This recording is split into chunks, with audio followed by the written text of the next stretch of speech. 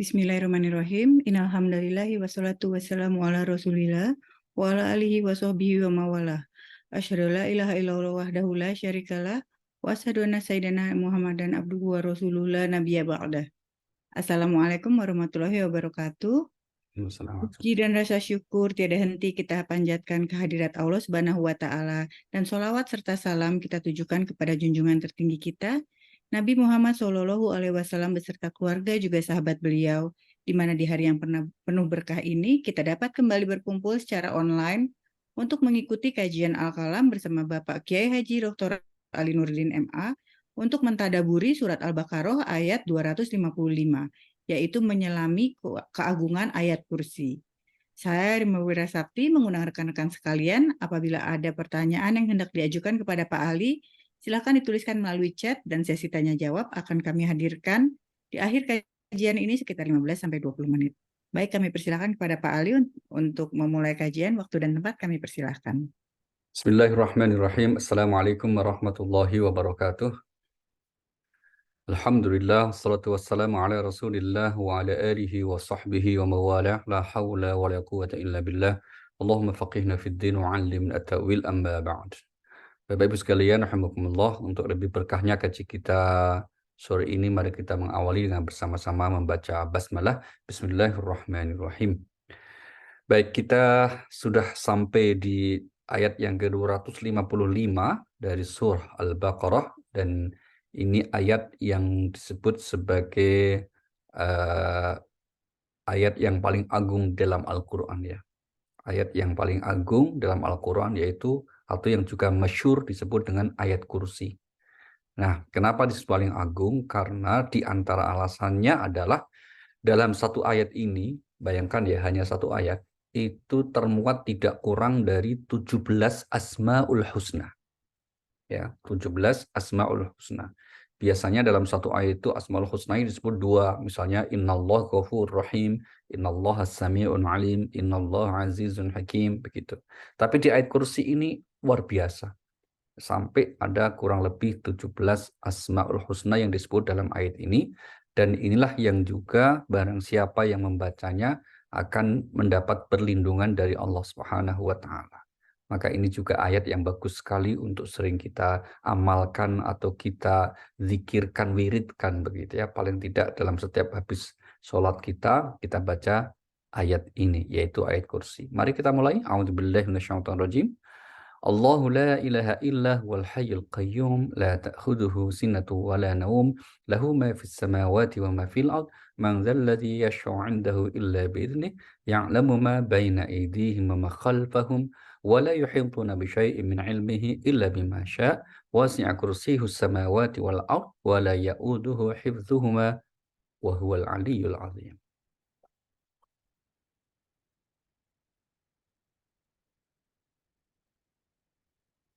Silakan. Sore ini kita dibantu Mbak Wita ya, yang akan membantu kita baca terjemahnya. Ya, surat berapa ya? Ayat berapa, Pak? Maaf. Surah 2 ayat 255. Surah Al-Baqarah, surah 2 ayat 255. Ya, mohon dimaklumi karena baru. Nah, surah 2 ayat 255. Bismillahirrahmanirrahim. Allah tidak ada Tuhan selain Dia, yang maha hidup, yang terus-menerus mengurus makhluknya, tidak mengantuk dan tidak tidur. Miliknya apa yang ada di langit dan apa yang ada di bumi. Tidak ada yang dapat memberi syafaat di sisinya tanpa izinnya. Dia mengetahui apa yang di hadapan mereka dan apa yang di belakang mereka. Dan mereka tidak mengetahui sesuatu apapun tentang ilmunya, melainkan apa yang Dia kehendaki. Meliputi langit dan bumi. Dan Dia tidak merasa berat memelihara keduanya, dan Dia maha tinggi, maha besar. Ya, yang pertama ayat ini dimulai dengan pembukaan menyebut nama Allah. Allah. Ya, Allah. Nah, nama Allah adalah nama yang Allah sendiri yang memberi nama. Jadi bukan manusia yang memberi nama Tuhan itu, gitu ya. Kalau Tuhan-Tuhan selain Allah kan yang memberi nama manusia. Misalnya apa itu Tuhan apa, begitu, namanya Tuhan ini Tuhan apa, nama dewa ini dewa apa, begitu, pasti yang memberi nama adalah manusia. Tapi kalau Allah sendiri yang menyatakan aku ini Allah, begitu ya. Mari kita lihat ayat yang menegaskan hal ini di surah 20, surah Toha, surah 20 pada ayat yang ke-14. Di surah 20 ayat 14 Allah berfirman, Innani anallah, la ilaha illa ana fa'buduni, wa aqimis sholata li dzikri. Bismillahirrohmanirrohim. Sungguh, aku ini Allah, dan tidak ada Tuhan selain aku. Maka sembahlah aku dan laksanakanlah sholat untuk mengingat aku. Iya, sungguh aku ini Allah. Ya, ini poin pertamanya. Sungguh aku ini adalah Allah. Tidak ada Tuhan selain aku. Maka sembahlah aku. Nah, laksanakan sholat untuk mengingatku. Nah, dan seterusnya. Nah, sekali lagi bahwa penyebutan nama Allah ini adalah nama yang Allah sendiri yang memberikan nama itu. Karena begitu masyhurnya, maka nama Allah ini sudah dikenal sejak zaman dulu kala. Ya, jauh sebelum Nabi Muhammad diutus, jauh sebelum Al-Quran diturunkan, orang-orang musyrik Mekah sudah mengenal nama Allah. Ya, orang-orang yang hidup di zaman lalu, ya zaman sebelum Muhammad sudah mengenal nama Allah. Maka kalau ditanyakan kepada mereka, siapakah yang menciptakan langit dan bumi? Mereka akan menyebut Allah. Salah satu contohnya misalnya kita lihat di surah nomor 31, surah Luqman. Pada ayat yang ke-25 Allah berfirman, "Wala in sa'altahum man khalaqas samawati wal ard la yaqulunallah." Bismillahirrohmanirrohim. Dan sungguh, jika engkau Muhammad tanyakan kepada mereka, siapakah yang menciptakan langit dan bumi? Tentu mereka akan menjawab, Allah. Katakanlah, segala puji bagi Allah, tetapi kebanyakan mereka tidak mengetahui. Iya, ini ya, yang pertama itu Allah disebutnya begitu. Maka nama ayahanda Nabi kita ya, yaitu adalah Sayyid Abdullah. Abdullah, hamba Allah artinya gitu. Padahal Nabi Muhammad belum lahir, tapi mereka sudah mengenal, memberi nama anaknya itu adalah Abdullah. Dan ini termasuk nama yang populer ya di masyarakat Arab saat itu, sampai selanjutnya nama Abdullah begitu. Kemudian lanjutannya ayat mengatakan Allahu la ilaha illahu, tidak ada Tuhan kecuali Dia. Ya. Allah sendiri menegaskan tidak ada Tuhan kecuali Dia. Ini adalah prinsip yang sering diulang dalam Al-Quran, dan inilah inti dari dakwah semua nabi, yaitu mengajak manusia agar hanya menuhankan Allah Subhanahu wa Ta'ala dan tidak menuhankan selain Allah.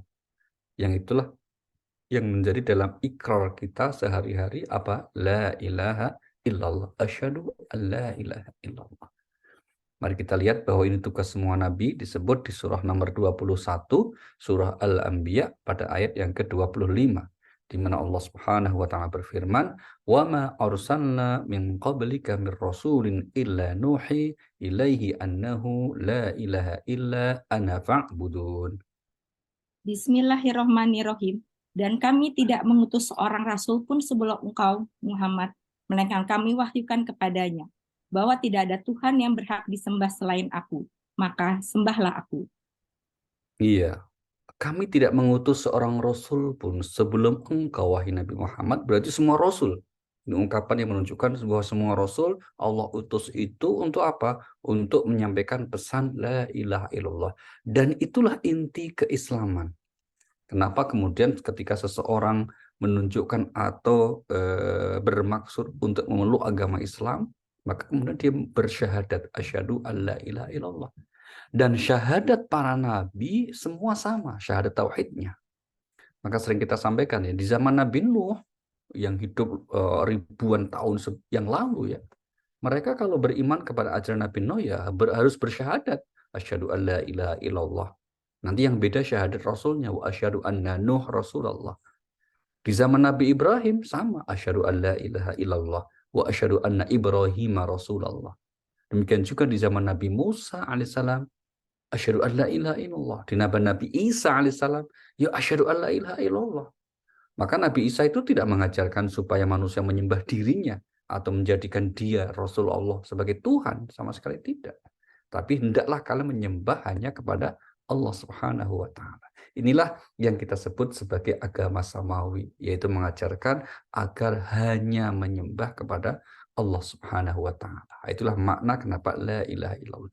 Maka Nabi Ibrahim berpesan, berwasiat kepada keturunannya juga apa? Jangan sekali-kali mati kecuali kamu bertauhid menjadi seorang muslim. Kita lihat surah nomor 2 ayat 132. Allah berfirman, ini wasiat Nabi Ibrahim, awassa biha Ibrahimu banihi wa Yaqub, ya baniya innallaha astafa lakumuddin, fala tamutunna illa wa antum muslimun. Bismillahirrahmanirrahim. Dan Ibrahim mewasiatkan ucapan itu kepada anak-anaknya. Demikian pula Yakub.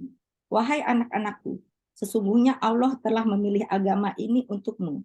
Maka janganlah kamu mati kecuali dalam keadaan muslim. Iya, kamu jangan mati kecuali dalam keadaan muslim. Itu wasiat Nabi Ibrahim alaihissalam kepada keturunannya, ya, kepada anak turunnya, ya, yang kemudian banyak di antara mereka yang menjadi nabi, begitu.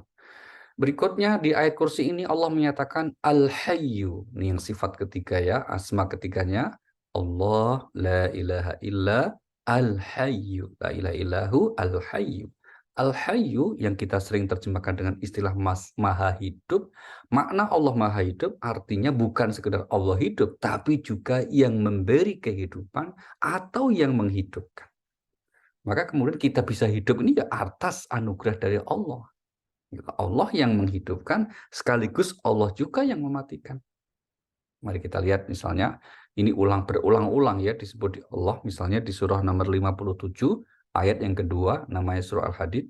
Lahu mulkus samawati wal ardi yuhyi wa yumit, wa huwa ala kulli syai'in qadir. 57 ayat yang kedua. 57, kedua ya Pak? Ya. Bismillahirrahmanirrahim. Miliknya lah kerajaan langit dan bumi. Dia menghidupkan dan mematikan, dan dia maha kuasa atas segala sesuatu. Iya, dia menghidupkan dan mematikan. Nah, perhatikan ungkapan dia menghidupkan dan juga mematikan. Kalau Allah tidak mati, tapi akan selalu hidup dan memberi kehidupan. Itulah mengapa kita didorong oleh Allah, salah satu yang harusnya kita syukuri itu, kok kita itu diberi kehidupan oleh Allah. Sekaligus juga nanti dimatikan. Dimatikan dalam makna kalau kita manusia ini mati itu bukan berarti ketiadaan sama sekali. Tapi definisi mati di Al-Quran itu hanya ketiadaan di dunia. Ya, ketiadaan di dunia itu mati. Maka sebelum kita lahir di dunia, misalnya kita lahir tahun berapa? Misalnya kita lahir tahun 70. Sebelum tahun 70 itu kita disebutnya mati. Karena belum ada. Setelah kita dilahirkan menjadi ada sekarang ini. Sampai nanti kemudian batas waktu tertentu usia kita atau usia seseorang kita nggak tahu. Itulah yang disebut mati. Kenapa? Karena kita tidak lagi di dunia ini. Tapi wujud kita, roh kita ada di alam barzakh. Nah, karena kita nggak punya jasad lagi, tidak disatukan tepatnya ya, maka kemudian kita disebut mati. Yang melakukan proses itu semua siapa? Allah Subhanahu wa Ta'ala. Maka Allah meminta atau menyuruh kita agar bersyukur karena diberi kesempatan seperti itu. Kita lihat surah nomor 2 ayat 28, Allah berfirman, "Kaifa takfuruna billah wa kuntum amwatan fa ahyaakum tsumma yumitukum tsumma yuhyikum tsumma ilaihi turja'un." Surah nomor 2 Al-Baqarah ayat yang ke-28. Bismillahirrahmanirrahim. Bagaimana kamu ingkar kepada Allah, padahal kamu tadinya mati. Lalu dia menghidupkan kamu, kemudian dia mematikan kamu, lalu dia menghidupkan kamu kembali. Kemudian kepadanya lah kamu dikembalikan. Ya, maka salah satu cara Allah untuk menyadarkan manusia yang seringkali mungkin agak sombong begitu ya, itu diingatkan, loh, kamu itu nggak kuasa loh atas dirimu. Buktinya apa? Kalau saatnya mati, ya mati kok. Kalau kamu kuasa itu keren itu kalau kamu nggak mati itu baru bisa mengendalikan dirimu sendiri, kamu nggak mati, oh baru keren itu. Tapi kata Allah apa? Coba kalau kamu mati, kamu cegah, kamu tahan ruhmu itu nggak keluar. Adakah manusia yang bisa? Nggak ada. Kita lihat ya, ini tawaran tantangan Allah ini ada di surah 56, namanya surah Al-Waqi'ah, ayatnya yang ke-83-84. Allah berfirman, "Falaula idza balaghatil hulqum wa antum hina idzin tanzurun." Surahnya 56, surah 56 ayat 83, 84.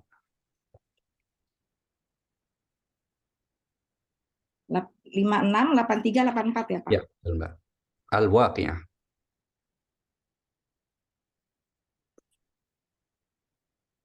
56 berapa Pak tadi? Maaf. Itu 83, 84. Bismillahirrahmanirrahim. Maka kalau begitu mengapa tidak mencegah ketika nyawa telah sampai di kerongkongan? Terus? Kamu ketika itu melihat. Iya, maka kalau kamu merasa hebat, wahai manusia, kalau ada orang yang merasa bisa mengendalikan dirinya sendiri, wahai manusia, kata Allah kasih tawaran, ya sudah, nanti kalau mau mati, cegan, tahan rohmu. Kamu nanti lihat loh, roh itu keluar dari tenggorokan itu kamu lihat itu nanti itu. Kamu tahan deh supaya enggak. Pertanyaan apa bisa? Enggak ada yang bisa. Manusia merasa sekuat apapun, sehebat apapun, sebanyak apapun anak buah pengikutnya, tetap giliran saatnya mati ya mati. Kenapa? Yang mematikan dan menghidupkan adalah Allah. Sedangkan Allah itu Al-Hayyu yang Maha Hidup. Itu ya. Nah, kemudian yang keempat, di sini dikatakan Allah kemudian juga bukan sekedar hidup, tapi Al-Qayyum, yang Maha mengurus makhluknya. Sibuk sekali mengurus makhluknya. Ini sekaligus menjadi sebuah kabar gembira, sikap optimis kita sebagai makhluknya, Bapak Ibu. Tidak wajar kalau orang itu menjalani hidup pesimis saja gitu ya. Kecil hati gitu. Misalnya hanya gara-gara satu masalah. Kenapa? Kita hidup ini ada yang ngurus gitu. Tidak kemudian dengan sendirinya hidup, tidak. Ada yang ngurus siapa? Allah. Bahkan Allah menyebutnya apa? Aku pengurus semua urusan kamu. Kita lihat contohnya penegasan firman Allah ini ya. Surah 10, surah Yunus ayat 3. Allah berfirman, Inna rabbakum Allahu alladhi khalaqas samawati wal arda fi sittati ayyamin summa stawa al arsh yudabbirul amr. Bismillahirrahmanirrahim. Sesungguhnya Tuhan kamu dialah Allah menciptakan langit dan bumi dalam 6 masa. Kemudian dia bersemayam di atas arsy singgasana untuk mengatur segala urusan. Tidak ada yang dapat memberi syafaat kecuali setelah ada izinnya. Itulah Allah, Tuhanmu, maka sembahlah dia. Apakah kamu tidak mengambil pelajaran? Iya, jadi Allah yang menciptakan kita dan juga mengurus urusan-urusan kita. Salah satu cara Allah mengurus kita itu menyediakan fasilitas kehidupan kita ini yang oleh Allah nggak dimintai tagihan. Misalnya apa? Allah ngasih oksigen, Allah ngasih rezeki, Allah ngasih banyak hal yang kita butuhkan. Nggak ada di akhir misalnya hidup ada tagihan sekian, nggak ada. Oksigen aja kalau kemudian di compare ya, jadi ditagih berapa kalau di rumah sakit harganya itu. Semuanya free. Allah hanya nyuruh kita supaya bahagia itu apa? Caranya apa? Ikutilah perintahku, jauhi larangan. Udah, sesimpel itu hidup itu. Pak. Cuma seringkali manusia memang ada sisi keinginan, ya itu juga diciptakan oleh Allah dalam diri manusia. Keinginan yang banyak, kemauan yang gak terbatas. Akhirnya apa? Akhirnya seringkali merasa manusia itu bisa ngurus dirinya sendiri. Padahal semua kita itu diurus oleh Allah. Bahkan Allah menisbatkan dirinya itu supaya kita itu tidak perlu khawatir, tidak perlu sedih. Itu dengan menyatakan apa? Semua kuurusi dan aku ini sibuk memenuhi semua kebutuhan hambanya. Kita lihat surah 55, surah Al-Rahman ayat 29. Surah 55 Ar-Rahman ayat 29 Allah berfirman, Yas'aluhu man fis samawati wal ard kulla yaumin huwa fi sya'n. Bismillahirrahmanirrahim. Apa yang di langit dan di bumi selalu diminta kepadanya. Setiap waktu dia dalam kesibukan. Iya, setiap waktu dia dalam kesibukan. Sibuk apa? Bukan sibuk dengan dirinya sendiri. Bukan, tapi sibuk tadi yang pertama mengurus urusan-urusan hambanya. Sibuk memenuhi kebutuhan-kebutuhan hambanya. Coba itu. Betapa besar sayangnya Allah kepada manusia, ya, makhluk ciptaan terbaiknya ini. Sampai-sampai apa? Semua diurusi. Yang menyebabkan orang itu kenapa nggak bahagia, sulit bahagia, yaitu karena rasa khawatir, rasa sedih. Padahal Apa yang kita sedihkan di masa lalu, ya nggak akan mengubah masa lalu. Apa yang kita khawatirkan di masa depan, ya nggak akan terjadi di masa depan. Nah itulah maka kemudian Allah nyuruh kita istiqomah, bro. Kamu tuh punya Tuhan namanya Allah, itu keren. Maka kalau kamu bisa istiqomah seperti itu, hidupmu bahagia, nggak khawatir, nggak sedih. Itu ada di surah nomor 46 ayatnya yang ke-13. Inna rabbakumullahu innal ladzina qalu rabbunallah tsumma istaqamu fala khaufun 'alaihim wala hum yahzanun. Bismillahirrahmanirrahim. Sesungguhnya orang-orang yang berkata, Tuhan kami adalah Allah, kemudian mereka tetap istiqomah, tidak ada rasa khawatir pada mereka, dan mereka tidak pula bersedih hati. Iya, ya. Orang-orang yang menyatakan Tuhannya itu Allah itu, maka harusnya hidupnya itu tidak khawatir, tidak sedih. Wong punya Tuhan yang keren, yang maha kuasa segalanya. Itu Allah kok. Yang mengatur segala urusan, yang memenuhi segala harapan-harapan hambanya, yang menurut keputusan ketetapannya memang baik untuk hambanya. Dipenuhi semua. Ya, maka Masya Allah. Bagi orang yang menyadari seperti itu, Bapak Ibu, maka tidak ada ya terbesit dalam hatinya itu berlebihan khawatir. Apalagi sampai bunuh diri, putus asa atau kok kemudian stres, enggak ada itu. Oh, kenapa harus mikirin hidup? Wong hidup ada yang ngurus kok. Kehidupan ada yang mengatur. Kenapa ikut kita pikirkan? Yang harus kita lakukan berusaha sungguh-sungguh untuk menjadi hamba Allah yang baik, semampu-mampu kita jauhi larangan, ikuti perintah. Udah selesai. Semuanya pasti dijamin oleh Allah SWT, diurus oleh kita. Nah, ini salah satu cara ya. Maka kenapa ayat kursi ini kalau kita hayati itu Masya Allah, dahsyat sekali Bapak Ibu, luar biasa ya. Sehingga kemudian kita itu diingatkan memiliki Tuhan yang Maha Kuasa, Tuhan yang Maha segalanya, termasuk yang sibuk mengurusi urusan-urusan kita hambanya. Ya sebetulnya Allah nggak punya kepentingan dengan kita itu, sama sekali tidak ada. Allah ya tetap jadi Allah. Orang mau taat ya tetap kita Allah ya Allah gitu.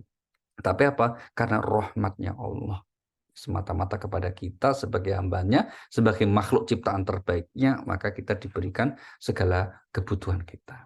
Oke, ingat ya, segala kebutuhan, bukan keinginan. Nah, yang dipenuhi segala kebutuhan, bukan keinginan. Artinya apa? Kalau kebutuhan pasti disiapkan Allah, tapi keinginan, tunggu dulu. Karena manusia itu keinginannya tidak terbatas, meskipun kebutuhannya terbatas. Dan Allah Maha tahu dengan kebutuhan hambanya itu. Oke, berikutnya setelah Al-Hayyul Qayyum, Allah mengatakan la ta'khudhuhu sinatu wala naum. Tidak tersentuh Allah yang maha hidup itu, yang maha sibuk itu. Kalau manusia kan kalau sibuk itu kan mesti ada capeknya, maka perlu istirahat. Ada ngantuknya, maka perlu tidur. Itu makhluk. Kalau Allah langsung mengatakan Allah itu meskipun sangat sibuk selalu ngurusin semua ciptaannya, nggak tersentuh rasa kantuk, jangan apalagi tidur, ngantuk aja enggak, apalagi tidur. Gitu. Justru Allah lah yang mengatur urusan ngantuk kita, tidur kita. Kenapa manusia dibikin ngantuk? Salah satunya apa? Tujuan ngantuk itu untuk kemudian bisa tidur, dan salah satu tujuan Allah tidur menidurkan kita apa? Istirahat. Gitu ya. Nah, itu bawaan manusia, bawaan makhluk. Maka kalau kita sering ngantuk, bahkan sedang ngaji ngantuk misalnya, itu tidak apa-apa. Itu bawaan makhluk. Kita ini bukan Tuhan.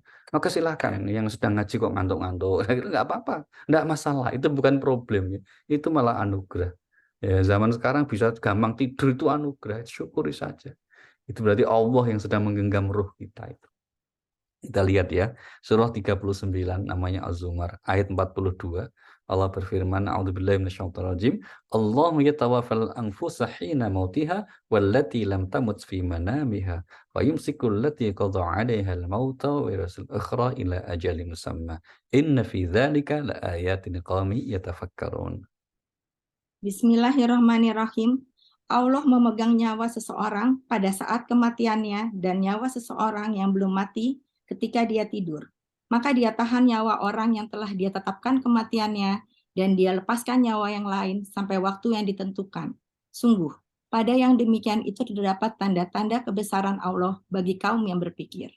Iya, ini jelas ya Bu Yo, ya bahwa apa itu ditegaskan dalam konteks ini ya. Allah yang menggenggam nyawa ketika orang itu atau ruh seorang itu tertidur. Maka sebetulnya ketika tidur itu roh kita digenggam oleh Allah artinya apa? Ya mati itu. Maka kalau kita sebelum tidur dianjurkan untuk berdoanya adalah Bismika Allahumma ahya wa bismika amut. Dengan namamu ya Allah, engkau yang menghidupkan dan mematikan. Karena kita mau tidur itu berarti kita mau mati. Maka setelah kita diberi anugerah bisa bangun tidur, Allah mengajari doa, Alhamdulillahilladzi ahyana ba'dama amatana wa ilaihin nusyur. Segala puji bagi Allah yang telah menghidupkan kami dari kematian kami, maksudnya dari tidur kami. Itulah mengapa orang bukti manusia itu lemah ya, makhluk ciptaan nggak bisa ngelawan ngantuk aja tetap nggak bisa kok. Iya, bisanya ngantuk tuh nggak bisa. Mungkin bisa minum kopi ya, gitu. Bentar minum kopi selibar sebentar misalnya gitu ya. Iya, tapi seberapa lama bertahannya itu? Atau pakai apa itu obat-obat untuk bisa, tapi nggak mungkin selamanya nggak tidur itu. Maka ya kalau orang itu misalnya Mas Takabur itu diingatkan itu, giliran ngantuk ya, tidur nggak bisa apa-apa. Maka tidur itu bukti mati karena dikasih apapun ketika tidur nggak bisa respon. Mau dikasih rezeki, mau dikasih cek misalnya isinya sekian banyak tetap nggak bisa respon lagi tidur. Atau makanan paling enak ya, benda paling mahal dikasih tapi tidur nih itu tetap nggak bisa respon. Ya begitulah gambarnya kita diingatkan pada akhirnya kita semua akan mati. Mati itu sebuah kepastian yang nggak bisa dihindari oleh manusia. Maka seharusnya manusia menyadari itu dan kemudian apa? Ambil hikmahnya untuk kembali kepada Allah. Maka di situ dikatakan doa habis tidur itu wa ilaihin nusyur, kepadanya lah kita semuanya akan kembali. Ya, kemudik pulang ke hadirat Allah Subhanahu wa taala. Innalillah wa inna ilaihi raji'un. Kita semua milik Allah dan kita semua akan kembali kepada Allah Subhanahu wa taala. Dah ya, Allahu la ilaha illa huwal hayyul qayyum la ta'khudhuhu sinatu wa la naum. Lanjut lagi, Mak. Lahu ma fis samawati wa ma fil ard. Miliknya lah segala apa yang di langit dan di bumi. Ini satu ungkapan yang menyadarkan kita semua termasuk dimilikinya. Maka tadi sebut ya, kita nggak bisa menahan kalau yang memiliki sang pemilik ingin mengambil kita. Ya, dan ini ungkapan yang sering disebut di Al-Quran bahwa semua itu miliknya. Dan kepemilikan Allah itu mutlak. Ini berbeda dengan kepemilikan manusia. Maka Allah menyatakan Allah meliputi segala sesuatu. Kita lihat misalnya surah 4 ya, surah An-Nisa ayat 126 Allah berfirman, "Walillahi ma fis samawati wa ma fil ard wa kana Allahu ala kulli syai'in muhita." Bismillahirrahmanirrahim. Dan milik Allah lah apa yang ada di langit dan apa yang ada di bumi. Dan pengetahuan Allah meliputi segala sesuatu. Nggak ada yang kemudian tersembunyi, nggak ada yang kemudian luput, tidak diketahui oleh Allah, nggak ada. Semuanya adalah miliknya. Semuanya adalah kembali kepadanya, meliputi segala sesuatu. Dan sekali lagi, kepemilikan Allah itu mutlak, Bapak Ibu. Ini berbeda dengan kepemilikan manusia ya. Kalau manusia misalnya, contoh, kita punya sesuatu barang yang sudah kita nggak suka. Ya, misalnya gitu. Itu kan kita tetap tidak bisa tidak diperkenankan misalnya untuk dibuang atau kemudian dirusak. Contoh kalau misalnya kita sudah nggak suka dengan baju, terus baju itu dirobek-robek atau dibakar, nggak boleh. Itu dikecam oleh etika kemanusiaan. Kenapa? Kalau memang masih bisa bermanfaat, harusnya jangan dibakar. Kamu bisa serahkan kepada yang membutuhkan dan seterusnya. Tapi kalau Allah nggak bisa, Allah itu dikecam. Karena misalnya, kenapa ya Allah kok bikin gempa? Kenapa bikin banjir? Kenapa? Ya terserah Allah miliknya semua mutlak. Nggak ada yang boleh. Kenapa? Kita sama-sama makhluk itu yang dimiliki oleh Allah Subhanahu wa taala. Itulah mengapa karena semua miliknya, semuanya harus tunduk patuh dan bagi manusia ketundukan kepatuhan itu menjadi bernilai ibadah. Langit dan bumi, benda-benda mati, tumbuhan, binatang, ketundukannya mereka bertasbih, itu nggak bernilai ibadah. Karena emang tidak punya pilihan, fitrahnya begitu. Kan di Al-Quran banyak ayat mengatakan bertasbihlah semua apa yang langit dan di bumi. Demikian juga kemudian makhluk-makhluk yang lain, tapi kamu nggak paham bagaimana cara tasbih mereka. Tapi kok kita milih kemudian tunduk patuh untuk Allah, itu adalah ibadah. Kita lihat ya surah nomor 6, surah Al-An'am ayat 162. Allah berfirman, A'udzubillahi minasyaitonir rajim, "Qul inna salati wa nusuki wa mahyaya wa mamati lillahi rabbil alamin." 6 ayat berapa, Pak? 162.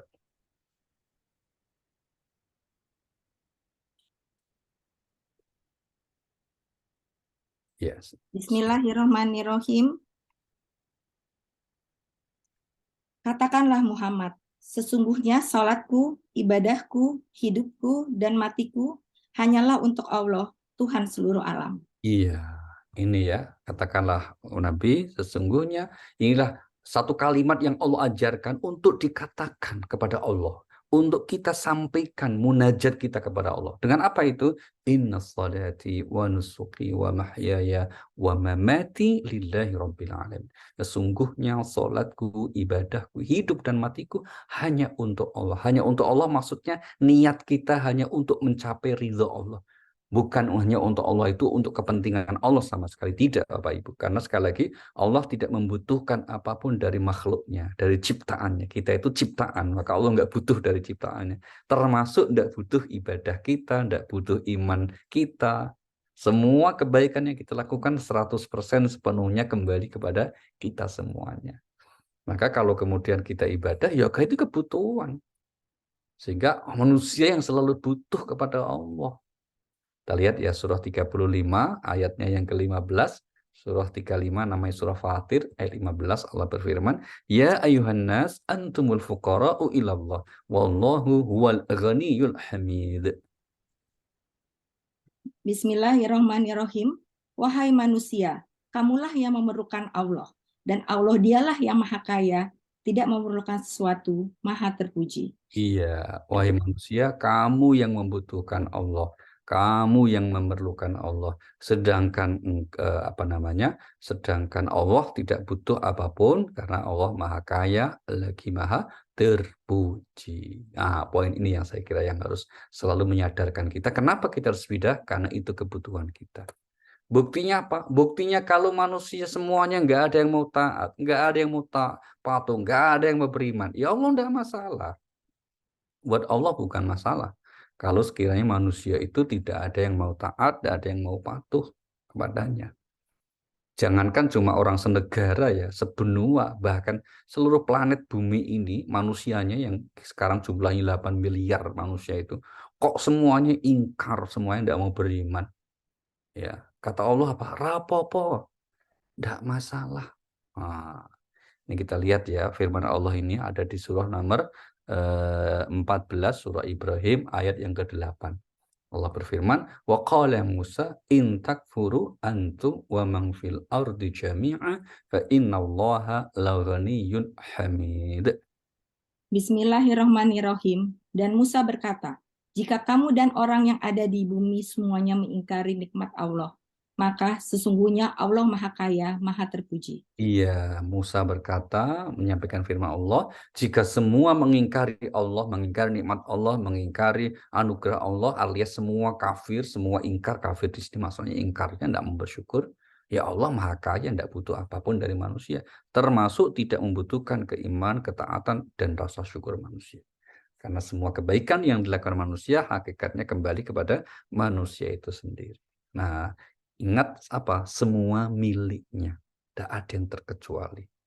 Ya, maka kalau kemudian jangankan kok harta benda ya, pasangan kita, anak kita, orang tua kita, bahkan diri kita tuh loh miliknya.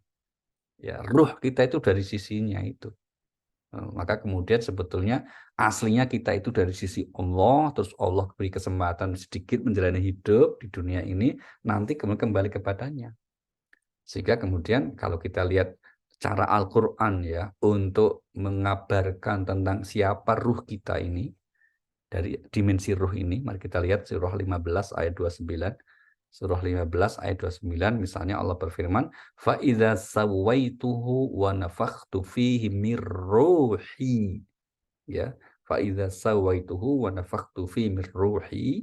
Begitu, faqa'u lahu sajidin. Bismillahirrahmanirrahim. Maka apabila aku telah menyempurnakan kejadiannya dan aku telah meniupkan roh ciptaanku ke dalamnya, maka tunduklah kamu kepadanya dengan bersujud. Iya. Maka setelah kusempurnakan kejadian fisiknya, kemudian kutiupkan ruhku, dalam tanda kurung ruh ciptaanku, ini untuk supaya kemudian tidak ada yang menduga bahwa ada yang maha kekal di samping Allah ya. Tapi ruh ini juga cipta. Tapi Allah sendiri tidak menggunakan kata ruh ciptaanku sebetulnya. Nah, dikatakan ruhku, ruh dari sisiku.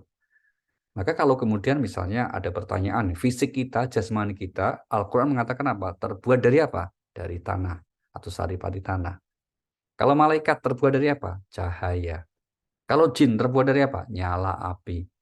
Nah, kalau ruh terbuat dari apa? Enggak ada penjelasannya. Karena Allah tidak menyebut bahan baku ruh itu apa. Hanya Allah mengatakan ruhku, ruh dari sisiku. Maka kita itu sebetulnya kenapa manusia mulia sekali? Karena manusialah yang Allah anugerahi ataupun yang ditiupkan ruh dalam ciptaannya, yaitu makhluk ini. Maka kita bersyukur, alhamdulillah kita ini hamba yang paling disayang Allah, paling dikasihi oleh Allah Subhanahu wa taala. Ya karena apa kita semua darinya. Demikian juga harta benda yang lain, semua itu. Maka harta benda misalnya, itu apa statusnya? Amanah. Ya, itu bukan milik kita. Apa yang sebetulnya kita duga atau kita sebut milik kita, apakah itu mungkin kalau tanah ada sertifikatnya, kalau kendaraan ada suratnya, surat berharga juga ada atas nama si A, si B, si C, itu hanyalah kepemilikan yang sifatnya sementara. Tapi pemilik yang sebenarnya adalah Allah Subhanahu wa taala. Mari kita lihat surah 57, surah Al-Hadid ayat yang ke-7. Ya, dalam ayat ini Allah berfirman bahwa semua harta yang diamanahkan, ya disebutnya diamanahkan oleh itu berarti apa? Memang miliknya adalah Allah. Gitu. Ayat ke-7 ya Pak. Betul, Mbak. Bismillahirrahmanirrahim. Berimanlah kamu kepada Allah dan Rasul-Nya dan infakkanlah di jalan Allah sebagian dari harta yang Dia telah menjadikan kamu sebagai penguasanya, amanah. Maka orang-orang beriman di antara kamu dan menginfakkan harta-hartanya di jalan Allah memperoleh pahala yang besar. Iya, jadi kalau ada orang menyombongkan hartanya, takabur dengan hartanya, itu sesuatu yang tidak pada tempatnya. Karena apa? Menyombongkan sesuatu yang bukan miliknya. Gitu. Nah, itu semua milik Allah. Nanti buktinya apa? Begitu orang meninggal itu ya nggak kemana-mana, kembali kepada Allah.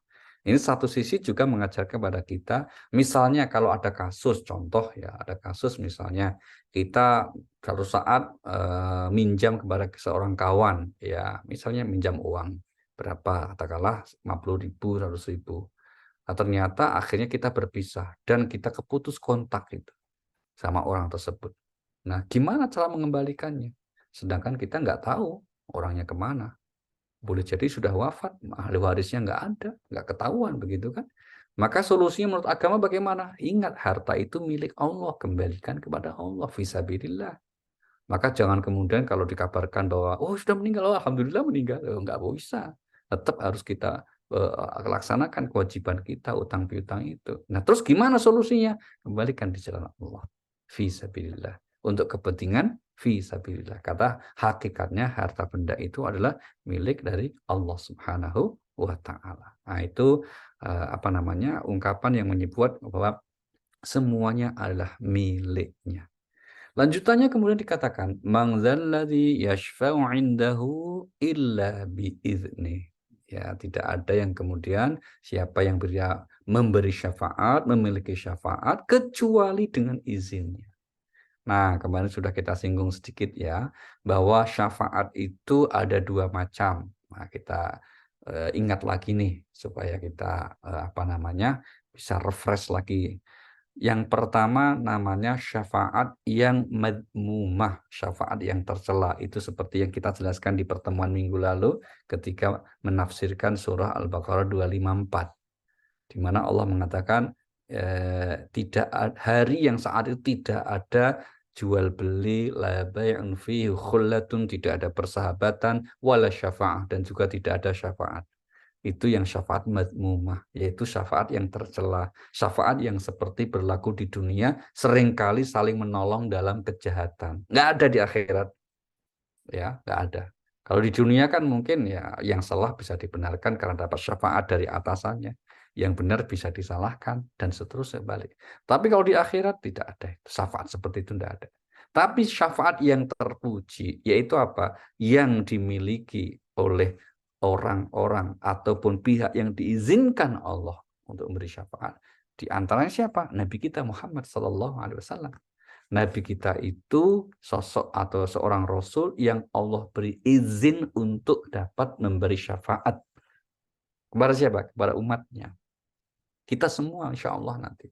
Maka kita semua ini sekaligus mumpung bulan Maulid ya, bulan Rabiul Awal, kita harus meyakini, kita harus berusaha gimana kelak supaya mendapatkan syafaat Rasulullah SAW. Salah satunya apa? Dengan cara mengikuti ajarannya, mengikuti sunnah-sunnahnya sesuai kemampuan kita. Nah, yang kedua syafaat itu apa? Syafaat itu adalah Al-Quran yang kita pelajari saat ini. Kita sekarang belajar Al-Quran. Itu kelak nanti Al-Quran yang kita pelajari ini setiap sore ini ya, setiap seminggu dalam majelis Al-Qalam ini, dan mungkin Bapak Ibu juga di majelis-majelis yang lain, itu akan datang kemudian menemani kita ya sejak dari kita meninggal sampai yaumil mahsyar, kebangkitan, sampai kemudian menghadap Allah. Kata Allah apa? Iqra'ul Qur'an fa innahu ya'ti yaumal qiyamah syafi'an li ashabi. Baca dan pelajari Al-Qur'an karena dia Al-Qur'an itu kelak akan datang pada hari kiamat menjadi syafaat bagi yang mempelajarinya, bagi yang membacanya. Maka kita insya Allah semuanya dapat syafaat ya Bapak Ibu ya. Nggak usah pesimis. Kenapa? Karena ini janji Allah dan Rasulnya. Dan Allah kalau janji itu pasti. Allah kalau janji itu enggak pakai insya Allah. Pasti ya. Nah kita maka optimis sekali bahwa insya Allah kita akan mendapat syafaat dari Rasulullah, dari juga Al-Quran. Intinya siapa? Yang diizinkan. Mari kita lihat ya pernyataan Allah surah 34 ayat 23. Namanya surah Saba. Allah berfirman, "Wala tanfa'u syafa'atu 'indahu illa liman adzina lah." Bismillahirrahmanirrahim. Dan syafaat pertolongan di sisinya hanya berguna bagi orang yang telah diizinkannya memperoleh syafaat itu. Sehingga apabila telah dihilangkan ketakutan dari hati mereka, mereka berkata, apakah yang telah difirmankan oleh Tuhanmu? Mereka menjawab, perkataan yang benar. Dan dialah yang maha tinggi, maha besar. Iya, poin kita di awal ayat ya Bapak Ibu ya, di mana wala tanfa'u syafa'atu 'indahu illa liman adillah. Tidak berguna syafaat pertolongan itu kecuali bagi siapa yang diizinkan. Diizinkan untuk dapat memberi syafaat dan juga diizinkan untuk dapat memperoleh syafaat. Begitu ya. Baik, man dzalladzi yashfa'u 'indahu illa bi'idnih. Berikutnya apa? Ya'lamu ma baina aydihim wa ma khalfahum. Dia mengetahui apa yang di hadapan mereka dan juga yang di belakang mereka. Ini untuk menunjukkan luasnya ilmu Allah Subhanahu wa taala. Yang oleh Al-Quran digambarkan bagaimana luasnya ilmu Allah itu. Mari kita lihat contohnya di surah nomor 31, namanya surah Luqman, ayat yang ke-27. Allah berfirman untuk memberikan gambaran betapa ilmu Allah itu luas gitu ya. Walau annama fil ardi min syajaratin aqlam wal bahru yamudduhu min ba'dihi sab'atu abhurim ma nafidat kalimatullah. Bismillahirrahmanirrahim. Dan seandainya pohon-pohon di bumi menjadi pena dan lautan, menjadi tinta, ditambahkan kepadanya 7 lautan lagi setelah keringnya, niscaya tidak akan habis-habisnya dituliskan kalimat-kalimat Allah. Sesungguhnya Allah Maha Perkasa, Maha Bijaksana. Iya. Seandainya ini pengandaian yang tidak bisa, tidak nyata akhirnya ya, karena memang itu pengandaian yang coba untuk menggambarkan aspek di mana ilmu Allah itu luas sekali. Kalau pohon dijadikan pena, tintanya apa? Tintanya air laut. Kan planet bumi ini kan airnya 80%. Itu jadiin tinta semua untuk nulis ilmunya Allah. Kering itu air laut, masih ditambah 7 laut.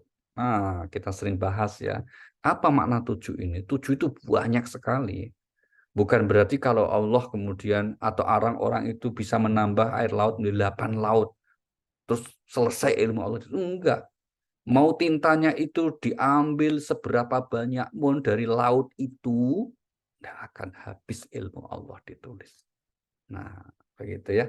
Ini berarti apa? Luas sekali pengetahuan ilmu Allah, menjangkau segala sesuatu, termasuk menjangkau apa yang disembunyikan oleh manusia. Manusia mungkin bersembunyi dari orang lain, tapi nggak mungkin bersembunyi dari Allah. Maka misalnya ada dulu orang-orang musyrik Mekah itu bisik-bisik kalau ngomong, jangan keras-keras, nanti Nabi Muhammad dengar, nanti Tuhannya Nabi Muhammad dengar loh. Kalau kita nggak percaya gitu. Maka turun ayat wasirru qaulakum Abu Charubi inna alim bidzati sudur. Mau kamu pelankan, mau kamu keraskan omonganmu, Allah meliputi segala sesuatu. Pengetahuannya menjangkau sesuatu. Nah, untungnya kita itu nggak seperti itu. Kalau seperti itu masalah. Maka ya aib kita, niat-niat nggak baik kita kadang ditutup oleh Allah, nggak diketahuinya. Itu bagian dari rahmatnya Allah. Sehingga bisa kerentek yang buruk kok diketahui oleh orang lain, wah masalah. Apalagi suami istri, kadang suami sedang sebel sama istri, kok istrinya tahu, masalah kan. Makanya kadang-kadang udah dibatin aja, dalam diri aja. Selebihnya apa? Selebihnya itu hebatnya Allah, hebatnya Rasulullah. Nanti kalau kita punya niat baik, niat buruk, kok nggak jadi terus istighfar, dapat pahala. Nah, itu salah satu keistimewaan umat Nabi kita Muhammad Sallallahu Alaihi Wasallam untuk kita semuanya, begitu ya. Jadi satu lagi kita lihat misalnya gambaran yang hampir sama ya dengan sedikit redaksi yang berbeda di surah nomor 18, namanya surah Al-Kahfi. Surat 109 ini ayat yang selalu kita baca, biasanya kita baca di hari Jumat ya, karena memang disunahkan begitu. Qul law kana al-bahru midadan li kalimati rabbi lanafidal bahru qabla an tanfada kalimatu rabbi walau ji'na bimithlihi madada. Bismillahirrahmanirrahim. Katakanlah Muhammad, seandainya lautan menjadi tinta untuk menulis kalimat-kalimat Tuhanku, maka pasti habislah lautan itu sebelum selesai penulisan kalimat-kalimat Tuhanku. Meskipun kami datangkan tambahan sebanyak itu pula. Iya, nggak akan habis ya ditulis ya. Baik, berikutnya apa? Ya'lamu ma baina aydihim wa ma khalfahum wa la yuhituna bi syai'in min 'ilmihi illa bima syaa. Manusia itu tidak akan sanggup menjangkau mengetahui ilmunya Allah kecuali apa yang diizinkannya. Artinya apa? Sehebat apapun manusia itu tetap itu masih nggak ada apa-apanya dibandingkan ilmu Allah. Apalagi manusia itu tidak mungkin pinter dalam segala hal. Dibuatnya begitu oleh Allah itu. Maka tidak perlu sombong. Gitu. Mari kita lihat ya surahnya nomor 17 ayatnya yang ke-84. Allah berfirman, Kul kullu ya'malu ala syakilati farabbukum a'lamu biman huwa ahda sabila. Bismillahirrahmanirrahim. Katakanlah Muhammad, setiap orang berbuat sesuai dengan pembawaannya masing-masing. Maka Tuhanmu lebih mengetahui siapa yang lebih benar jalannya. Iya, kalimat ini. Setiap orang berbuat sesuai dengan talentanya, bakatnya, pembawaannya masing-masing dalam hidup ini. Maka orang itu nggak mungkin semua pinter, semua jago di dalam hal itu nggak mungkin. Baik. Kenapa pertanyaannya? Kenapa kok nggak dibikin semua itu pinter dalam segala hal? Nah, jawabannya kita lihat di surah nomor 92 ayatnya yang keempat. Surah 92 ayat 4 Allah berfirman, Inna sa'yakum lasyatta.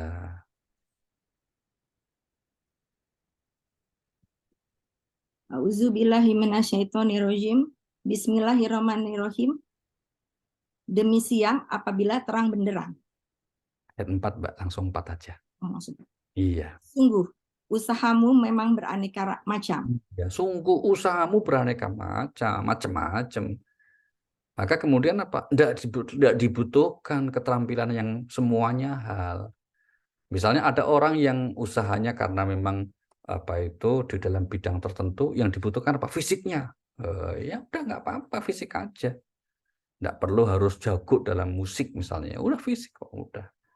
Sebaliknya yang lain juga begitu. Nah, di sini kalimat ini mengajarkan kepada kita, Bapak Ibu, untuk apa kita rendah hati ya, bersikap rendah hati dengan apa yang dianugerahkan Allah kepada kita. Karena orang disebut pinter, nggak mungkin pinter segala bidang. Pinter dalam satu bidang, pasti bodoh dalam bidang yang lain. termasuk dalam ilmu agama sekalipun. Nggak ada, Bapak Ibu. Ulama yang jago dalam semua bidang itu nggak ada. Pasti ada, misalnya dia jago banyak hal, tapi nanti ada yang lebih menonjol. Pasti begitu. Misalnya apa? Ya dalam bidang apa saja, apakah itu hadis, apakah itu tafsir, apakah itu fikih dan seterusnya, ada pakar-pakar ahli-ahlinya gitu. Karena apa? Memang ada keterbatasan manusia itu. Ya. Nah, sedangkan Allah nggak begitu. Maka apa yang diizinkan Allah untuk diketahui, sudah. Nah, sekarang misalnya ada perkembangan kemajuan teknologi yang terus, Masya Allah. Kalau kita lihat contoh yang paling ngetrend sekarang apa? AI misalnya, artificial intelligence ya. Itu kan sangat mengkhawatirkan kalau AI itu kembangkan terus nanti bisa mengalahkan manusia itu. Pandangan kita bagaimana? Nggak mungkin, karena manusia itu ciptaan Tuhan, AI ciptaan manusia. Masa ciptaan Tuhan kalah sama ciptaan manusia? Kan nggak mungkin.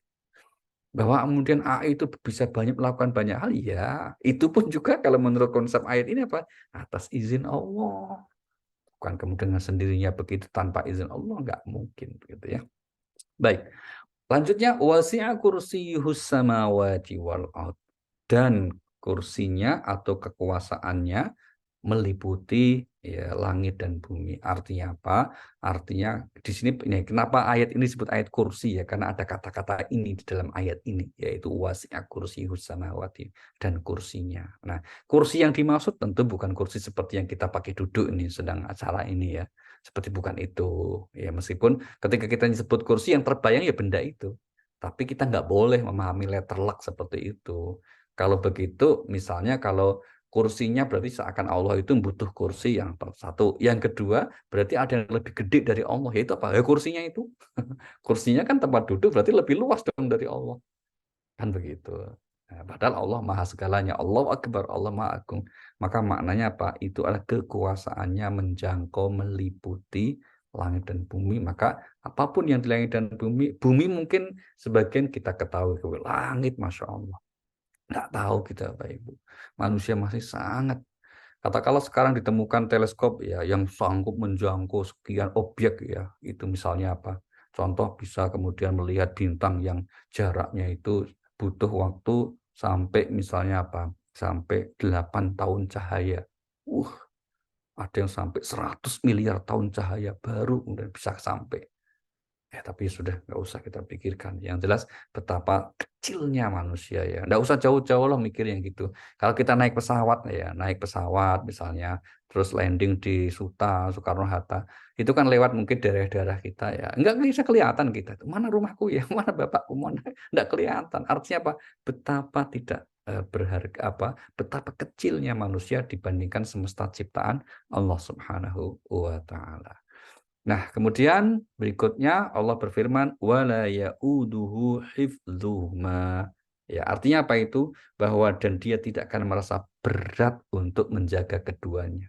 Sekali lagi tidak akan merasa berat, tidak akan merasa letih, tidak akan merasa apalagi capek begitu ya. Kalau manusia dibikin capek oleh Allah untuk apa?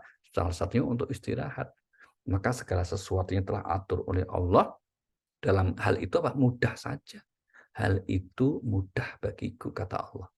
Mari kita lihat contoh pernyataan ini ya. Surah 57 ayat yang kedua-dua. Ma asaba min musibatin fil ardi wala fi anfusikum illa fi kitabim min qabli an nabra'aha inna dzalika 'alallahi yasir. Bismillahirrahmanirrahim. Setiap bencana yang menimpa di bumi dan yang menimpa dirimu sendiri, semuanya telah tertulis dalam kitab Lauh Mahfuz sebelum kamu mewujudkannya. Sungguh yang demikian itu mudah bagi Allah. Nah, perhatikan kalimat terakhir penutup. Sungguh yang demikian itu mudah bagi Allah. Ya, gambaran mudahnya bagi Allah dan itu tidak memberatkan Allah, tidak Allah jadi capek ya apa? Innama amruhu idza arada syai'an ayyaqula lahu kun fayakun. Ya, itu untuk menggambarkan bagaimana setiap kehendak Allah itu terwujud itu sebegitu mudah dan cepatnya ya. Kun fayakun, sebegitu mudah dan cepatnya. Sehingga termasuk untuk mengabulkan doa kita itu ya begitu mudah dan cepatnya. Karena kalau permohonan kita kok merasa belum dikabulkan, tidak usah kecil hati. Allah itu kalau mengabulkan doa mudah dan cepat. Toh. Ya, mudah dan cepat. Maka kemudian apa? Maka kemudian harus kita yakini ya, pasti Allah mendengar. Jangankan doa yang kita ucapkan dengan lisan kita, bahasa kalbu aja Allah paham, tahu sekali. Kerentek dalam hati kita pun Allah tahu. Maka sekiranya ada doa yang belum dikabulkan, sekali lagi jangan putus asa, jangan suudzon sama Allah. Ya Allah, apa dosaku? Kok doaku nggak dikabul? Ya, untung Allah nggak jawab nih dosamu, ya udah gitu ya. Artinya apa? Tidak selalu karena kita banyak dosa, doa belum terkabul. Enggak. Buktinya apa? Buktinya ya banyak orang-orang yang menurut kita soleh nggak selalu doanya terkabul. Kalau dilihat bahwa itu nggak maslahat, ya nggak perlu dikabulkan kan? Oke, penutup ayat ini, ayat kursi ini adalah wahuwal aliyul alim, ya, dan dia yang maha tinggi lagi maha besar. Maha tinggi, tidak ada yang mengunggulinya, maha besar yang juga kemudian tidak ada yang mengalahkannya. Dan itulah Allah Subhanahu wa taala, Tuhan kita yang selalu kita menyembah, beribadah hanya kepadanya, dan selalu hanya kepadanya kita memohon pertolongan. Itulah kita ikrarkan setiap hari ya. Iyyaka na'budu wa iyyaka nasta'in. Hanya kepadamu ya Allah kami menyembah, hanya kepadamu ya Allah kami mohon pertolongan. Mudah-mudahan kita menjadi hambanya semakin istiqomah untuk hanya memohon kepadanya, berharap hanya kepadanya, dan insya Allah tidak akan pernah dikecewakannya. Insya Allah. Oke, silakan Mbak Rima untuk melanjutkan sesi berikutnya dari kita. Terima kasih. Terima kasih Pak Ali atas penjelasannya. Teman-teman yang ingin bertanya, silakan ditulis di chat. Insya Allah akan saya bacakan. Sudah ada pertanyaan nih Pak dari Mbak Mutia. Assalamualaikum warahmatullahi wabarakatuh. Selamat sore Pak Ustadz Ali. Saya ingin bertanya, doa apa yang bisa kita panjatkan saat kita sedang menemani atau menyaksikan atau menuntun orang yang sedang menghadapi sakaratul maut? Terima kasih. Baik, makasih. Bacaan zikir saja itu Mbak ya. Dengan Allah, Allah, Allah. Ya itu bacaan zikir saja sebanyak-banyaknya, Allah, Allah, Allah. Kalau masih cukup kesadaran, boleh kita bacakan kalimat tauhid, la ilaha illallah, la ilaha illallah, la ilaha illallah, Muhammadur Rasulullah. Begitu ya. Tapi kalau kemudian misalnya sudah agak kita lihat sulit merespon begitu ya, terus mungkin hanya gerak bibir yang kelihatannya sederhana begitu, maka lebih baik kita bisikkan aja Allah, Allah, atau kita variasi Allah, Allah, Allah, Allah. La ilaha illallah. Nanti ulang lagi Allah, Allah, Allah, la ilaha illallah. Kira-kira begitu ya. Jangan pakai kalimat instruksi ya. Misal ayo zikir, jangan langsung tuntun. Kalau kalimat instruksi nanti ada kasus seperti dulu tetangga saya, ayo zikir Pak D. Akhirnya judulnya malah apa? Gir, gir, gir. Nah, itu salah itu. Jangan dituntun tapi langsung dieksekusi dengan cara apa? Dibimbing. Nah, itu yang disebut kita membimbingnya dengan kalimat thayyibah. Allah la ilaha illallah. Oke. Pak Ali, sebenarnya kalau zikir itu ya, kalau kita lagi dalam keadaan nggak ngapa-ngapain gitu Pak, terus kita ingin zikir atau apa, yang paling bagus tuh apa sih Pak yang dibaca? Apakah Asmaul Husna atau La ilaha illallah itu, atau justru sholawat Nabi? Kapan waktu membaca sholawat Nabi dan kapan waktu membaca kalimatul Allah gitu? Ya, baik, baik. Kombinasi dari semuanya itu bagus tuh, Mbak. Ya, waktunya boleh kapan saja, yang penting bukan di tempat yang dilarang. Itu aja.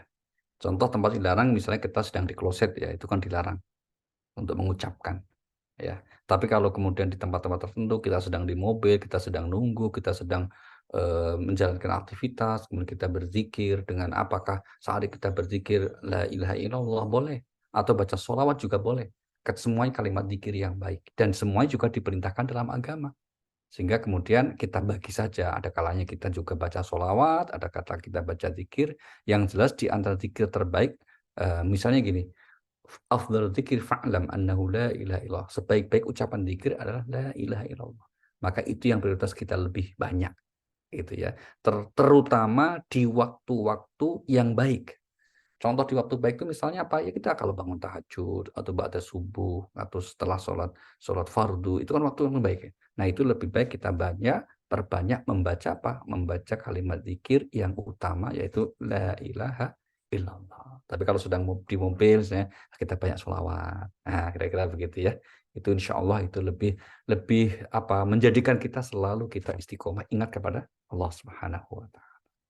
Oke. Dalam berzikir itu apakah kita harus dalam kondisi berwudu ya Pak? Apakah kalau misalnya kita lagi nggak dalam keadaan berwudu, apakah kita boleh tetap berzikir? Oke ya, berzikir tidak harus dalam keadaan berwudu. Tapi kalau dalam keadaan wudu lebih utama. Tapi seandainya kita sedang tidak berwudu, sedang batal gitu ya, boleh aja, jangan sampai ayo zikir, enggak aku batal. Oh enggak. Ya, berzikir itu tidak harus punya wudu. Punya wudu itu hanya ketika kita sholat, ketika tawaf gitu ya. Kalau kemudian yang lain itu sunnah saja. Termasuk tilawah Al-Quran itu sunnah kita dalam keadaan wudu. Termasuk berzikir. Oke. Baik, terima kasih Pak Ali. Berikutnya sudah ada pertanyaan lagi dari Pak Muhammad Ismail Akbar. Dalam surat Al-Hadid, surat 57, Al-Hasyr, surat 59, Allah menyebut semua yang ada di langit dan bumi bertasbih kepadanya. Apakah tasbih yang dimaksud setara dengan berzikir, Pak Ali? Oke, baik.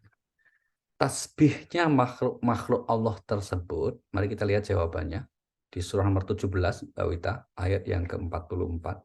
Surah Al-Isra, ya, ayat yang ke-44, di mana Allah Subhanahu wa Ta'ala berfirman dalam ayat ini, A'udzubillahi minasyaitonirrajim, tusabbihu lahus samawatu, ya, tusabbihu lahus samawatu wal ard wa man fihin, wa in min syai'in illa yusabbihu bihamdihi walakin la tafqahuna tasbihahum.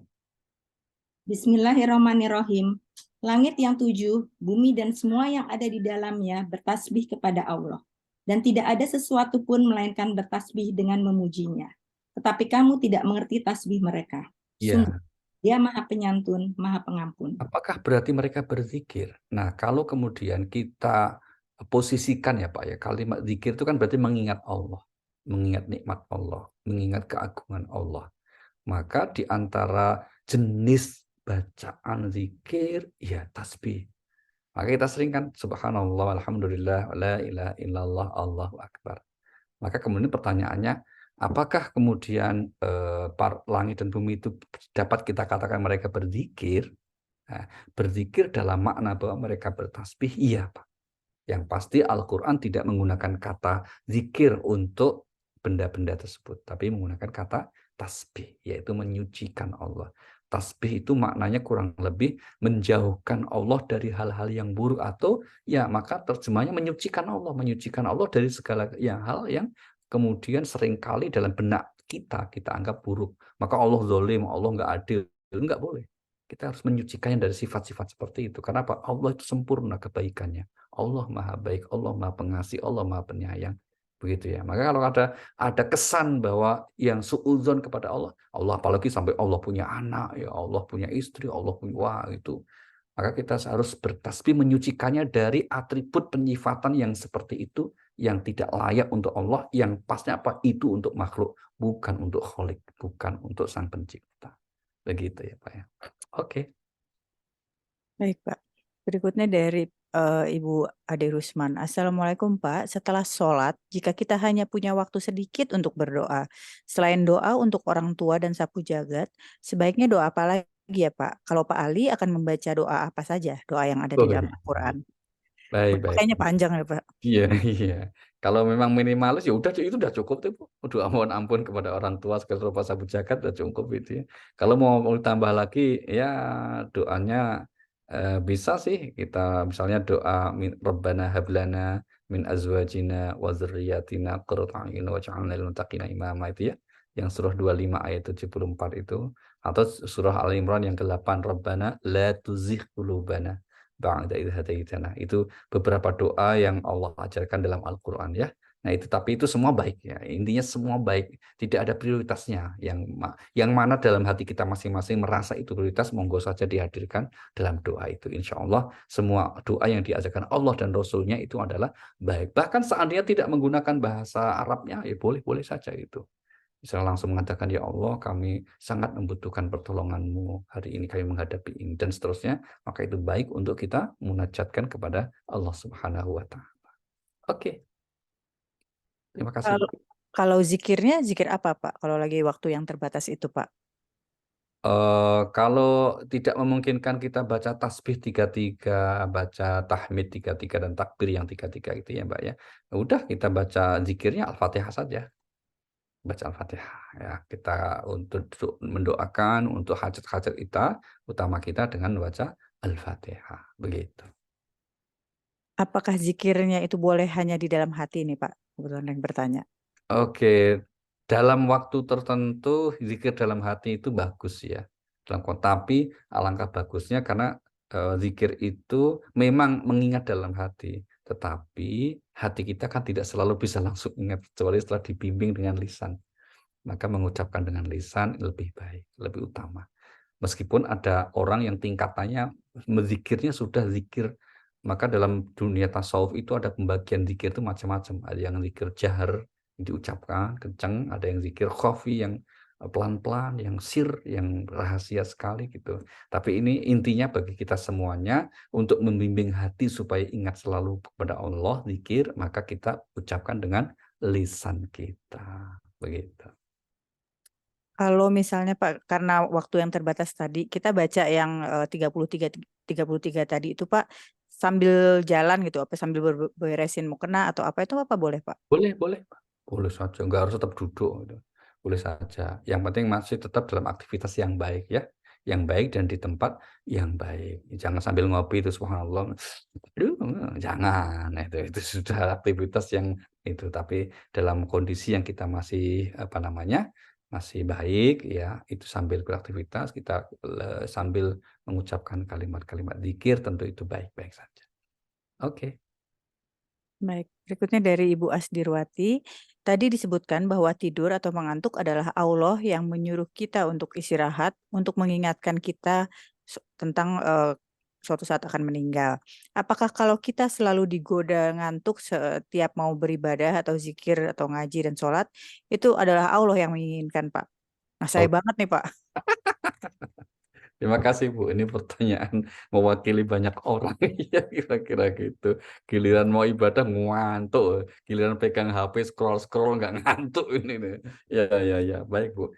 Nah, tentu saja kita bisa bercermin dengan diri kita sendiri ya Bu ya. Artinya gini, kalau di memang saat itu kita saatnya tidur biasanya begitu. Misalnya contoh ya katakanlah di malam hari sudah jam 10, kita saatnya sudah harus tidur gitu.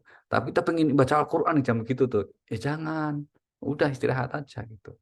Tapi kalau normalnya ini sebetulnya nggak ngantuk ini. Normalnya nggak ngantuk ya kita sehat nggak ngantuk. Tapi giliran mau pengen ibadah kok ngantuk. Itu setan tuh Bu.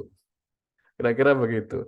Ya kira-kira konteksnya begitulah. Jadi tidak selalu bahwa ngantuk tidur itu mesti itu yang suruh Allah atau itu nanti nggak ibadah-ibadah gitu. Karena kita giliran mau ibadah ngantuk terus gitu kan. Maka kita lihat situasinya. Contoh misalnya gitu. Bahkan kalau bisa ya kita sedikit paksa ya. Latihan awalnya kita paksa dulu kok. Ini bangun subuh susah, apalagi tahajud. Waduh, paksa dulu.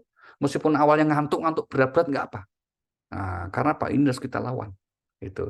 Tapi kalau kemudian misalnya memang itu saatnya kita harus istirahat. Contoh begini, katakanlah siang ya qailullah, kita dianjurkan qailullah kan tidur siang sebentar. Kita seharian dari pagi tadi pada pekerjaan yang banyak menguras energi kita, pikiran kita. Terus kita makan siang jam 1 siang tadi kok kita rasa ngantuk itu. Tidur itu. Itu sinyal dari Allah untuk istirahat itu. Jangan dipaksa itu. Tidur sebentar mungkin sambil duduk, nggak harus rebahan ya tidur. Begitu. Mungkin setengah jam udah seger lagi. Nah, ya gitu. Jadi menandainya apakah ini memang sinyal dari Allah agar kita istirahat atau itu adalah godaan setan, itu pada kebiasaan kita saja. Ya, kebiasaan kita. Pas kita mau ibadah ngantuk, nggak ibadah nggak ngantuk, itu setan tuh. Tapi kalau kita seharusnya memang harus istirahat, kok ngantuk banget, ya udah bismillah. Istirahat supaya apa? Supaya kemudian manfaat supaya kita lebih fresh kembali untuk melakukan kebaikan. Begitu. Baik. Mbak. Berikutnya dari Pak Ikhwan Arifin, pernyataannya nih, beruntunglah orang yang beriman, tetapi pada kenyataannya banyak orang beriman yang tidak beruntung hidup di dunia. Apa benar nih Pak, gimana? Oke, baik, terima kasih. Keberuntungan bagi orang beriman memang itu tidak hanya di kehidupan dunia, keimanan itu menjamin keberuntungannya tidak di dunia, ya tapi di akhirat nanti yang utama. Nah, maka kemudian kalau untuk di dunia, ya ada orang yang beriman yang beruntung, ada yang tidak beruntung. Sama juga dengan yang nggak beriman. Yang nggak beriman ini di dunia ya ada yang beruntung, ada yang nggak beruntung. Karena kalau kemudian kehidupan dunia, Pak, atau tepatnya keberuntungan di dunia ini, ukuran-ukuran dunia ini Allah berikan tidak melihat keimanan. Ya, itu universal. Allah berikan siapa saja. Mari kita lihat surah nomor 11 ayat 15. Mbak Wita. Lah kau ngantuk. Surah 11 15 Allah berfirman, "Man kana yuridul hayatad dunya wa zinataha nuwaffi ilaihim a'malahum fiha wa hum fiha la yubkhasun." 11:55 ya, Pak. 15. Oh, 15. Oh, wis bener toh, wis ngantuk. 15:55 ya, Pak.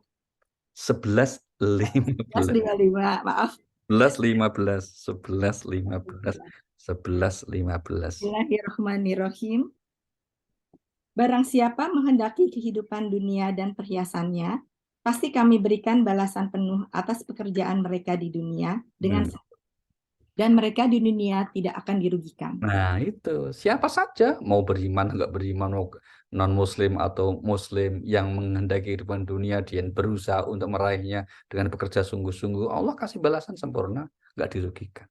Maka kalau untuk di dunia ini sifatnya universal ya Pak ya, enggak diberikan karena iman. Nah, keberuntungan orang mukmin itu pastinya akan diberikan di akhirat, dan itu tidak diberikan kepada orang yang tidak beriman. Nah, jadi kalau gini, kemudian dunia Allah berikan, ya mukmin berikan, yang enggak mukmin berikan. Tapi untuk akhirat hanya untuk yang beriman. Maka beruntunglah orang mukmin, karena apa? Karena akan mendapat keberuntungan di akhirat nanti. Kalau di dunia ini ya apa namanya? Seandainya enggak beruntung ya enggak masalah sih, enggak ada enggak beruntung di dunia kan enggak masalah, Pak. Bukan masalah besar gitu loh. Yang masalah itu kalau sampai rugi di akhir itu masalah besar, karena hidupnya kan enggak terbayang berapa lama. Kalau di dunia kan enggak beruntung paling berapa lama, asal kita sabar ya udah beruntung juga itu. Jadi orang sabar itu. Begitu insyaallah gitu. Oke. Berikutnya dari Ibu Daisya Tamrin, Pak. Assalamualaikum Pak Ali. Suami saya adalah seorang mualaf. Alhamdulillah keluarga besarnya sangat menghormati kami yang muslim. Adik ipar saya pun seorang mualaf. Persoalannya yang bersangkutan sering berdebat keras mengenai Islam di acara-acara keluarga. Apa yang sebaiknya saya lakukan ya Pak? Sesungguhnya saya setuju apa yang ia debatkan, tetapi saya juga tidak ingin merusak acara keluarga. Terima kasih sebelumnya. Oh, baik, terima kasih. Mari kita lihat ayatnya, Mbak ya. Surahnya nomor 4 ayat 114. La khaira fi katsirin min najwahum illa man amara bi shadaqatin aw ma'rufin aw islahin bainan nas.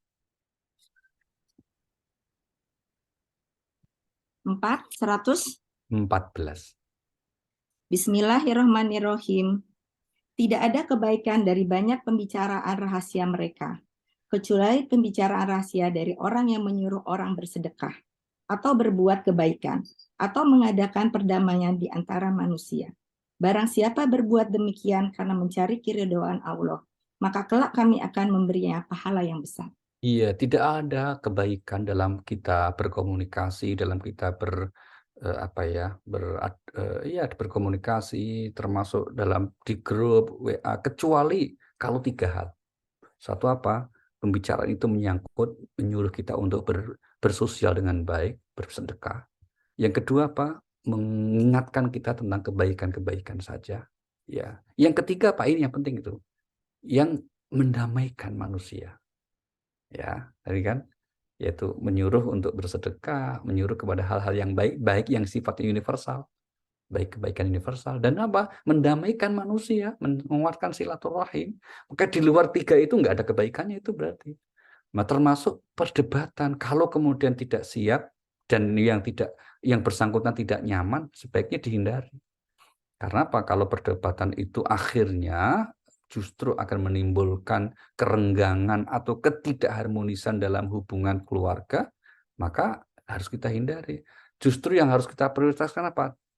Akhlaknya yang baik. Tunjukkan kebaikan-kebaikan itu dalam bentuk perbuatan. Ya, sambil kita doakan, bukan dalam bentuk menangnya kita berdebat. Karena jarang orang yang mau menerima pemikiran pandangannya disalahkan, itu jarang orang yang mau sekali.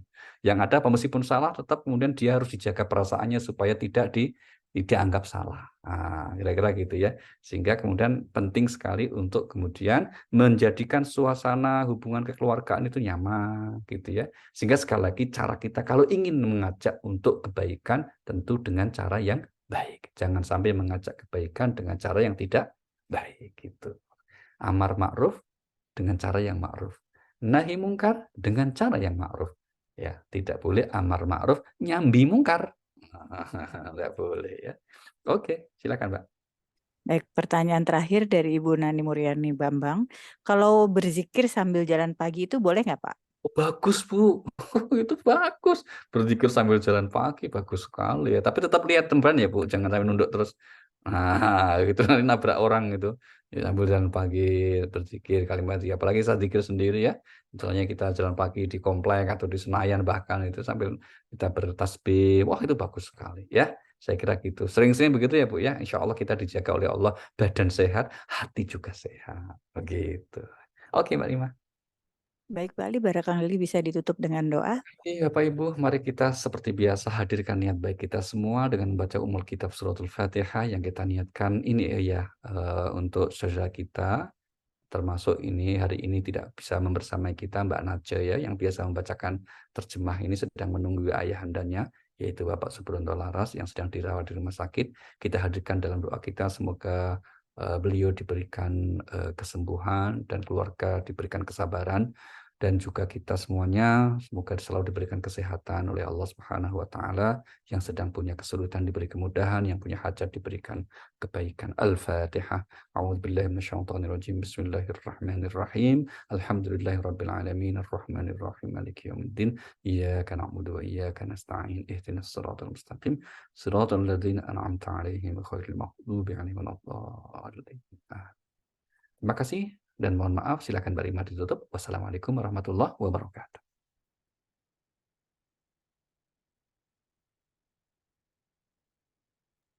Waalaikumsalam warahmatullahi wabarakatuh. Subhanakallahumma wa bihamdika asyhadu an la ilaha illa anta astaghfiruka wa atubu ilaik. Terima kasih banyak Pak Ali atas ilmu yang tentunya sangat bermanfaat untuk kami semua. Kajian yang akan datang insya Allah akan kami informasikan waktu dan tanggalnya masih mentadaburi surat Al-Baqarah ayat selanjutnya. Terima kasih banyak atas perhatian dan waktunya Bapak Ibu sekalian. Mohon maaf apabila ada kekurangan atau hal-hal yang kurang berkenan. Semoga kita semua senantiasa dalam rahmat dan keberkahan serta ridho Allah Subhanahu wa taala. Tidak lupa kami juga ingin mengundang Bapak Ibu sekalian untuk memfollow Instagram Pak Ali dan YouTube channelnya Pak Ali Nurdin. Saya Rima Wirasakti, Diana Muhdi, Ratih Wita dan Nadia Laras undur diri. Wassalamualaikum warahmatullahi wabarakatuh. Waalaikumsalam warahmatullahi wabarakatuh. Waalaikumsalam warahmatullahi Terima kasih. wabarakatuh. Terima kasih Pak Waalaikumsalam. Ali. Terima kasih banyak Pak Ali.